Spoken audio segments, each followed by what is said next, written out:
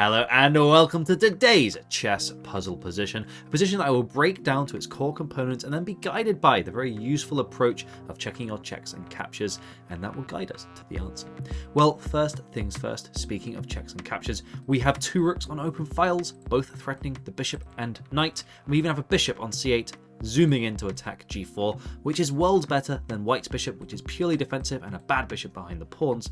And as a result, we start to see that this king on g2 is overloaded. It cannot defend both bishop and knight, and therefore of course we can start to consider checking our captures. Can we take the bishop or the knight? But of course they are threatening a capture of their own, so therefore if we take the knight, well, if they were to capture, then we would win the second bishop, and we'll see that in a moment. But of course, they can take this bishop back. We are still winning thanks to the pin here, and so bishop takes g4 would pin to this rook, but we are only a pawn up, and indeed, well, have you found the move? It is a rook takes f3, cuts that out, stops rook takes e3, has won a piece, a bishop.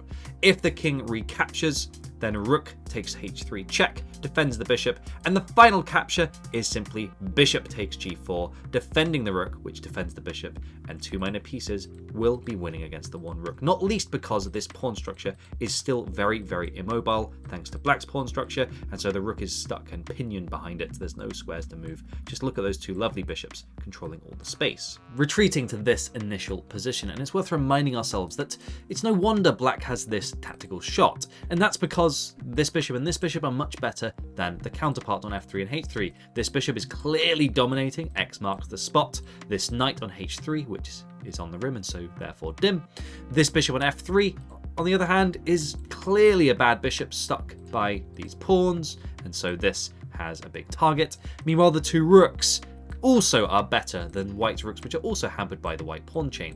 So with the sum of all of those things, each one of black's pieces is outperforming the white pieces, and so rook e1, undefending the knight by one piece, really was the straw that broke the camel's back. And so rook takes f3, defends the bishop, and as we've seen, the king will take, and the rook will check, and the bishop will leap in and defend its rook, which will defend the bishop, and black will win in the long run. Hope you enjoyed that. Don't forget to check your checks and check your captures. Stay tuned for more.